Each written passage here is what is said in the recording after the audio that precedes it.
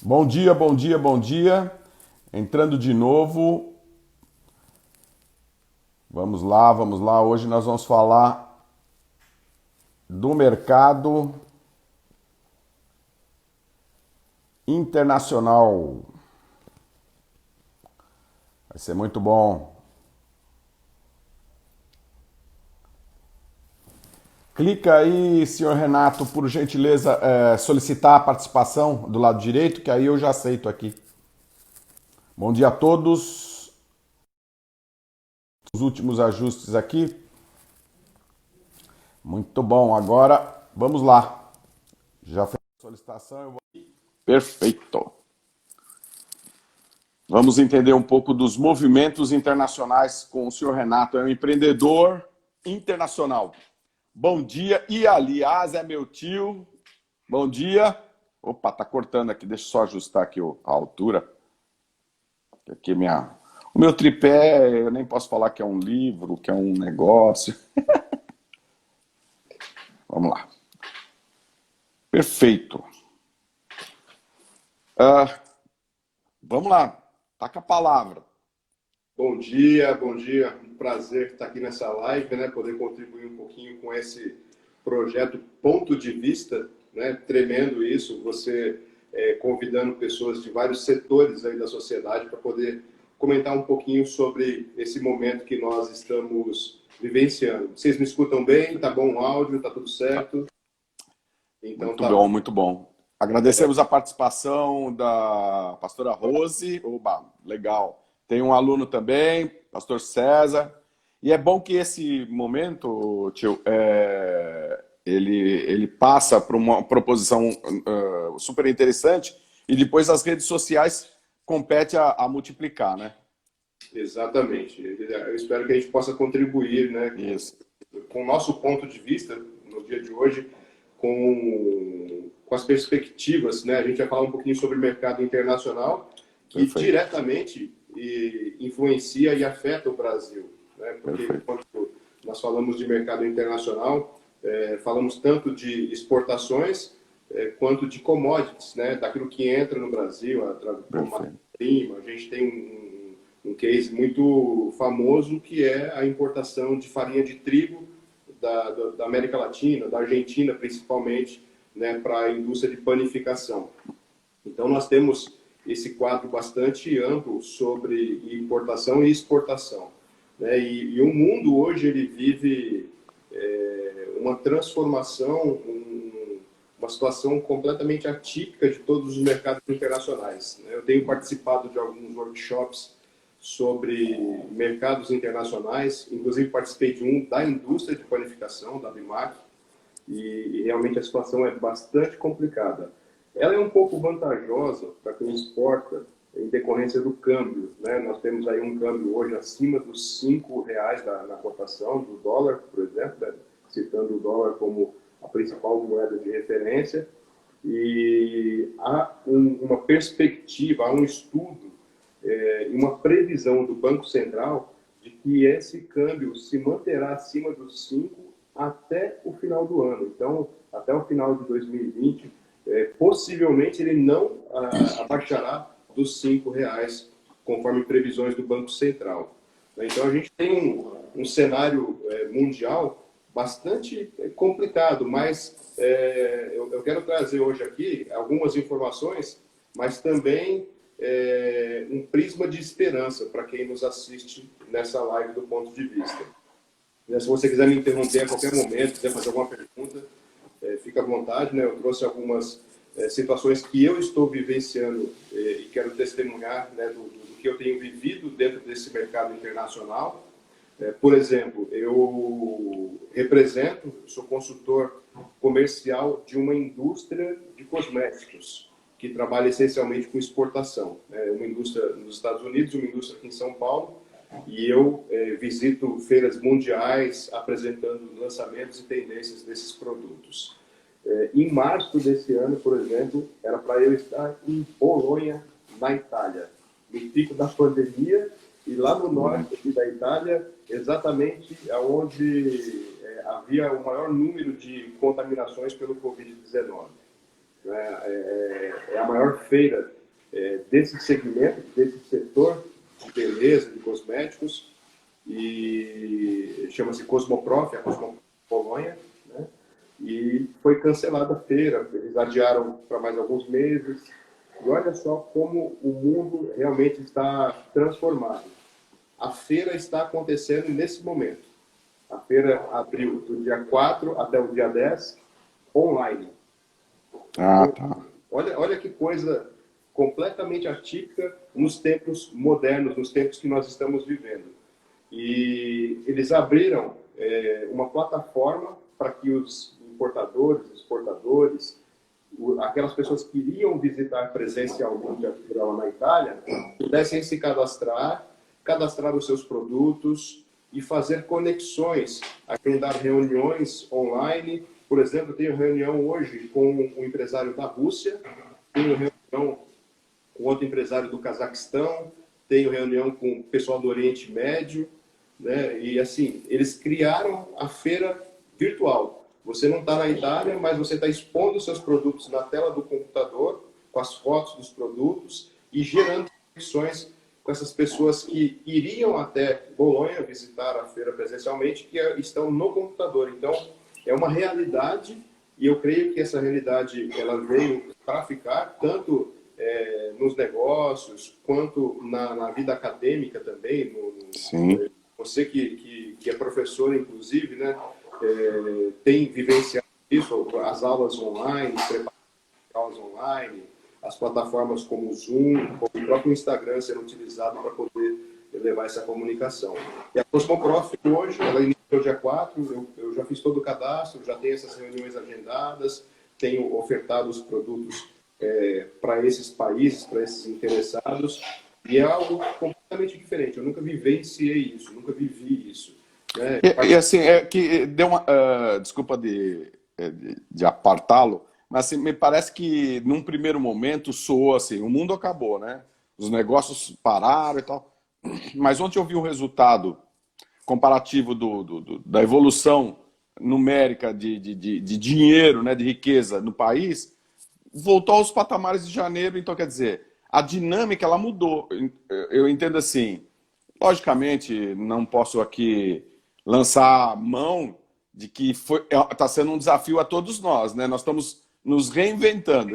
Ainda mais nós que temos assim somos da geração baby boomers, né? Os mais antigos, vamos por assim dizer. Nós temos que nos reinventar. E eu assim, eu acho que isso tem contribuído para o crescimento nosso.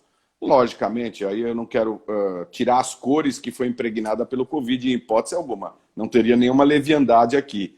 Mas, acima de tudo, nós estamos nos reinventando, estamos consumindo, as coisas estão chegando às nossas casas de um outro formato, ainda que as empresas estejam se adequando para que essa realidade econômica que nós vivenciamos por um período, ela possa ter o quê? Uma ascendente agora positiva e favorável a toda a nossa demanda. Né?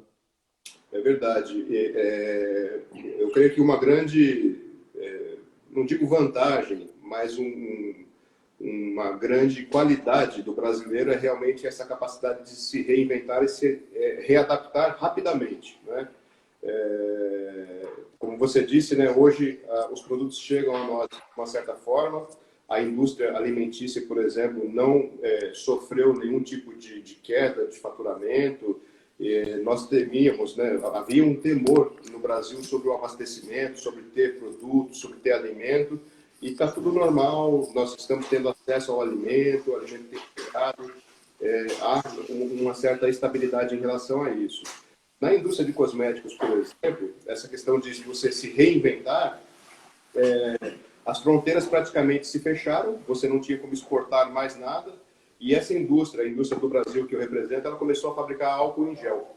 E aí nós começamos a ofertar no mercado exterior, e como uma alternativa de faturamento em decorrência da queda do faturamento dos produtos populares da linha.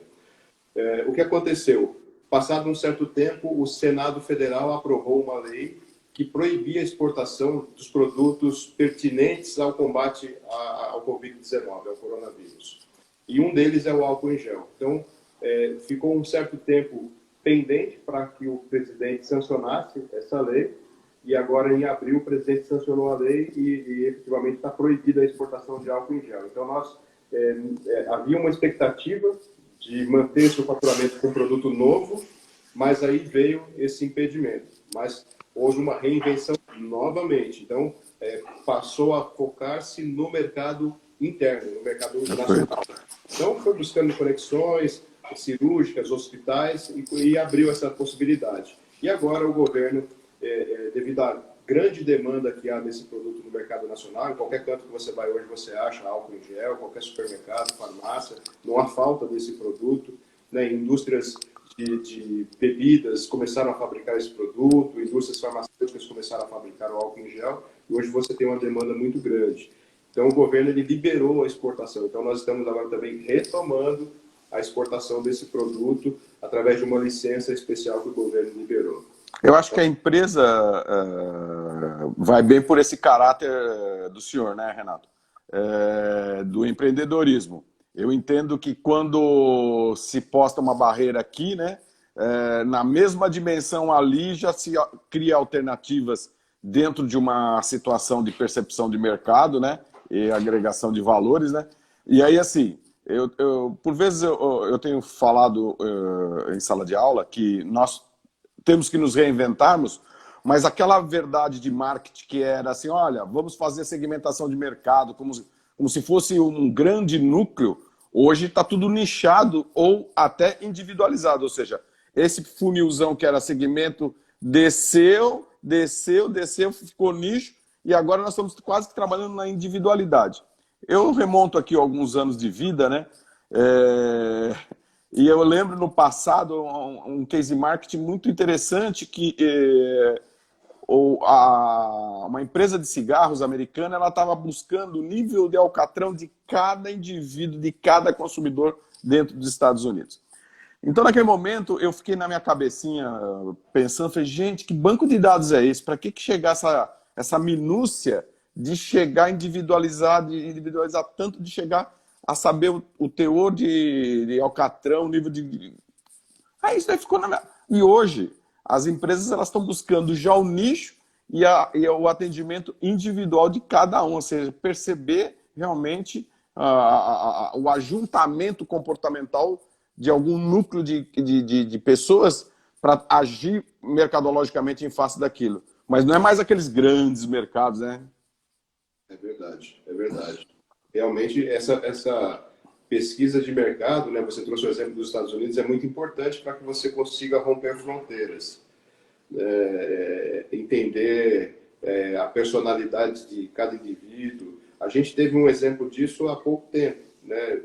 Diante da pandemia, diante da paralisação dos negócios, da suspensão de alguns contratos em decorrência de não... A gente tem, inclusive, até hoje uma dificuldade de conseguir o frete internacional, né? Além dele estar muito caro, tanto o frete aéreo quanto o marítimo, né, dentro desse Incoterm, quando você consegue encontrar, o valor é muito alto, né? Poucas companhias estão já operando com carga internacional, mas nós temos essa dificuldade. E, além disso, nós atuamos muito nos mercados árabes, né? No Oriente Médio, naqueles países árabes. E nós tivemos agora, no último mês, um mês inteiro de jejum muçulmano, que é o Ramadã. Então, além de você paralisar os negócios decorrentes da pandemia, houve uma paralisação por questões culturais e religiosas daquela região. Então, esperamos com paciência, mantivemos o contato dentro de uma certa parcimônia, mas com esperança de retomada. Eu tenho uma curiosidade, Renato. Assim, lá tem inadimplente? É uma pergunta assim meio que quase que sem sentido, não sei. Porque assim, quando nós fazemos as nossas operações internacionais, aí o senhor que é o expert do assunto, né?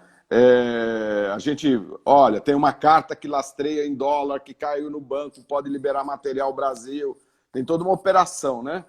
E aí, assim, quando se fala de mercado árabe, né? Lá tem essas mesmas percepções que nós tínhamos aqui, de falar assim, não, pode haver calote, pode ter alguma situação de não... Enquanto não caiu no banco, não se faz a liberação, ou não tem isso? Não, não. Eu estive no final do ano, por exemplo, na Arábia Saudita, que é um dos países mais fechados do mundo, né? Um regime monárquico lá que é um dos países mais fechados do mundo. Assim, as questões comportamentais, eu caminhei, por exemplo, na orla do Mar Morto, que banha ali a Arábia Saudita, e eu caminhei ali numa sexta-feira, que é um dia off para eles, né, como se fosse o sábado para eles, sexta e sábado é folga trabalhista, e no domingo é dia útil, dia normal lá de trabalho. Então, na sexta-feira, todo mundo estava de folga, eu saí para caminhar na orla do Mar Morto, e muita gente estava fazendo piquenique, crianças brincando na rua, como se fosse os anos 60, 70 aqui no Brasil, aquela segurança que você tinha nas ruas, onde você poderia ficar brincando. E tanto essa questão cultural, até nos negócios, os árabes eles mantêm isso, da confiabilidade, da confiança. Então, eu vou citar um exemplo. Eu negociei um pedido, eu fiz um negócio com um iraniano. E o Brasil não pode exportar mercadoria para o Irã. E a mercadoria, inclusive, ia sair dos Estados Unidos. Os Estados Unidos também não pode enviar produtos para o Irã por conta dos embargos comerciais que existem com aquele país. Mas eu não conhecia o cliente, estabeleci um contato com ele também online e fomos conversando em inglês. Ele fez o pedido, eu emiti para ele e eu arrumei uma alternativa dele buscar esse produto em Dubai, que é muito próximo ali, o Oriente Médio, os países são muito próximos. E ele depositou o dinheiro, eu emiti a fatura comercial, ele depositou o dinheiro, nós fizemos o fechamento do câmbio via Dubai. Assim, ele confiou muito em um brasileiro, né? O brasileiro não tem muita credibilidade fora do Brasil, mas ele confiou muito. Foi exatamente o contrário. Eles confiam bastante. Eles não têm problema em efetuar pagamento. E, assim, graças a Deus, nós conseguimos mandar a mercadoria dos Estados Unidos. Chegou em Dubai, eu consegui um agente de cargas lá, um broker para ele, que desembaraçou e mandou para o Irã. O produto já está lá no Irã e assim nós não temos problema de inadimplência nenhum com o Oriente Médio. Uma pergunta, assim, é curiosidade, já que nós estamos caminhando para o final, e depois ainda tem uma pergunta do Dr. César para você, enquanto você lê aí, que está a vista melhor do que a minha.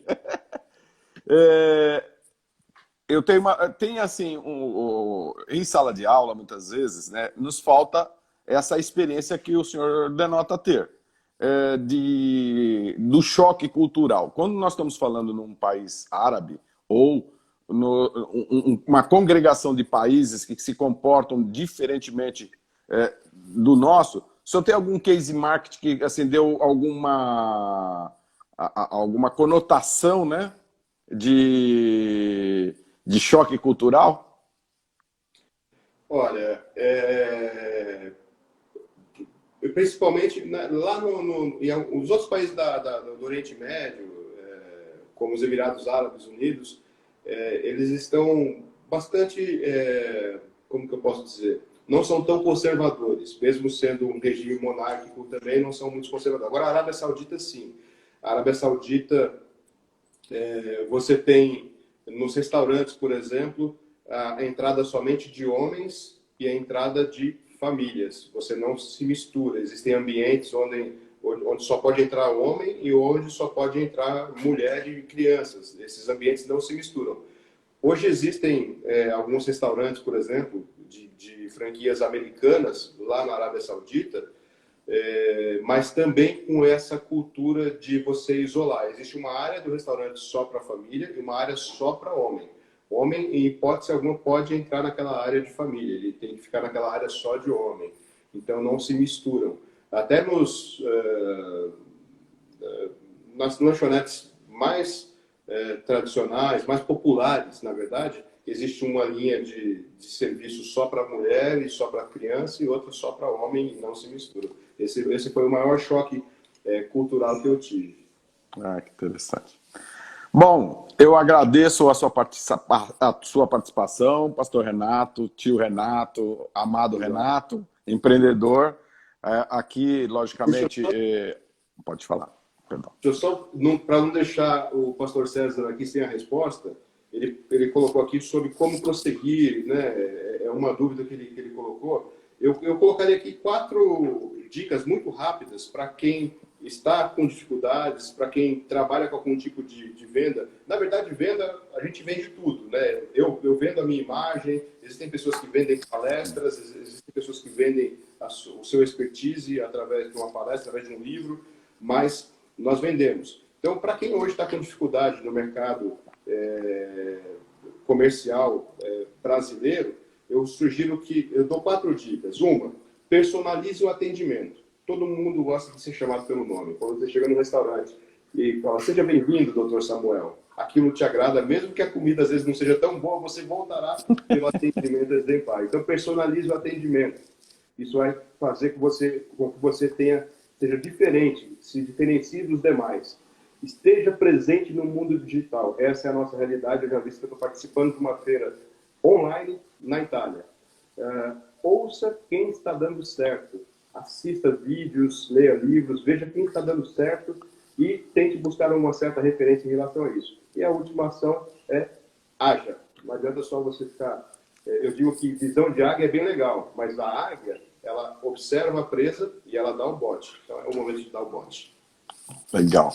Muito obrigado. Já agradeço a participação do Charles, que tem nos seguido em todas as nossas lives aí. E ele diz assim que a Starbucks é um exemplo disso, né? E aí, assim, nós agradecemos essa proposta nossa mesmo, né? Da gente estar falando por 10, 15 minutos com pessoas que vão falar de N assuntos, mas assuntos que tragam um pouco de alento e dizer assim, o mundo não acabou, nós estamos em atividade, logicamente com todas as precauções possíveis e imagináveis em relação ao Covid, mas nós vamos estar atuando porque vai ser uma nova forma de atuação. Inclusive, até as igrejas estão se reinventando, né? Ou se reinventam ou fecham. Essa que é a grande realidade. Então nós estamos tendo aí assim, o desafio de gerar as mesmas situações de negócios, falando da indústria, né? De uma forma diferente, por meio de uma ferramenta diferente, que é a internet. Talvez as reuniões elas não serão presenciais, mas serão online, as feiras também, inclusive atendimentos da psicologia online. Eu conversei com a doutora Doroti na segunda-feira, então tudo, atendimento médico online, até eu já alguns anos atrás se fazia operação lá dos Estados Unidos, lá no Paquistão, o cara por computador, ele simulava aquilo e roboticamente atuava lá. Então assim, nós estamos aprendendo a aprender, né, cada dia mais. Eu agradeço a todos que participaram, doutora Carla, doutor César, e eu tenho certeza que depois que eu disponibilizar esse vídeo, muitas pessoas virão, porque é assim que tem que ser. Obrigado, tio, um abraço, Deus abençoe, nós agradecemos a todos. Tchau, tchau. Um abraço, tchau, tchau.